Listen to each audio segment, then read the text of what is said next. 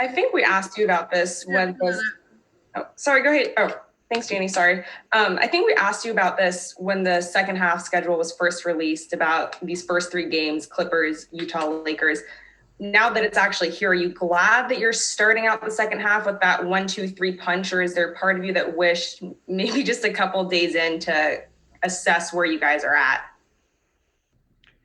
Yeah, I mean, to be honest, Kendra, I don't even give it any thought because it doesn't really matter. The schedule is what the schedule is. And, it all balances out by the end of the year anyway. And, so we're in a little bit of a spot, having lost 3 in a row and facing 3 great teams.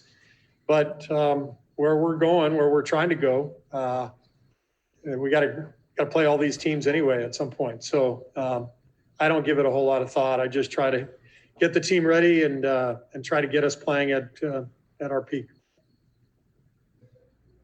Steph, you mentioned those losses that you guys suffered right before AllStar break, opening up against 3 really hard teams. And, sometimes you say after a tough loss, it's nice to just have a game the next night or the night after just to get it out of your head and really move forward. Do you think that having that AllStar break in between those tough losses was a negative in that sense that you guys couldn't just jump right back in it, or was it good because you needed the rest and now you can kind of move into these next 3 difficult games, fresh legs, fresh mind? I think for me, having been around for a minute, I consider it a positive just because, sometimes you can beat your head against the wall a little bit in terms of adjustments from game to game. And even, a situation like in Portland, we played pretty well for 44 minutes. And, the last 4 could have gone either way with a couple buckets here and missed shots here. And that whole game takes a different tone. Phoenix, obviously, with me and Draymond out and some of the young guys coming in, that was going to be a tough game going in, especially with the back-to-back. But you can beat your head against the wall a little bit in terms of what are the answers, from game to game, putting pressure on yourself. A break gives you a chance to get away, everybody get their mind right and understand, we should have fresh legs coming back, good energy, and against some good teams that it's going to require an A-plus effort to get a win. So I like the challenge, and you have to use it as a positive.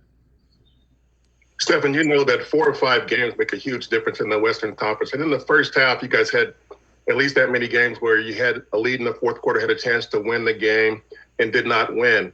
How do you process those games? I mean, do you replay the games? Do you replay possessions? How do you cope with that in order to try and advance it to the next stage moving forward?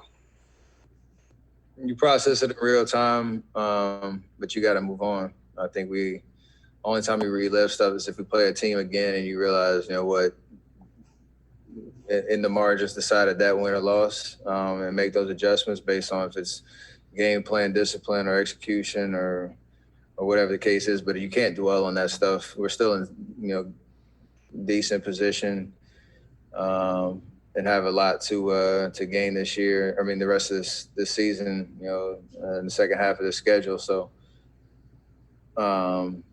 even if, you have a really good run, you process whatever happened the night before, game before, and you move on because things happen really fast in this league. So kind of do that on both sides with the wins and the losses.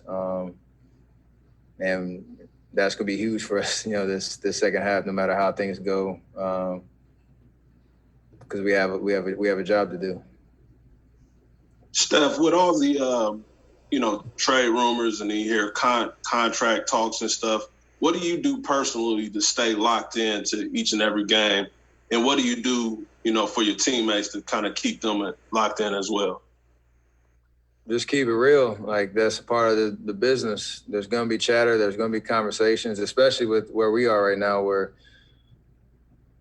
people can come up with any type of scenario that makes sense for our team now and in the future and all the assets, and you can get caught up in that quick and then end up nothing happening or everything happening. So it's just a matter of being real. Like, this is a part of the league, and as long as you have a jersey on, you're allowed to be traded, you're allowed to be in a situation that's different than maybe you expected, or things that work out in your favor. Everything happens pretty quickly. So address it, be real. This is a part of, this time frame that we're in until the trade deadline. But stay focused on the job at hand. When you're out there, play hard, represent yourself the way you're supposed to represent the team, and let the chips fall where they may on that respect. But I got faith in every guy in that locker room, as it stands now, and that's the confidence you have to have. Because I think there's 30 teams out there that are probably thinking about whether it's big or small, roster adjustments, and it's just part of the business.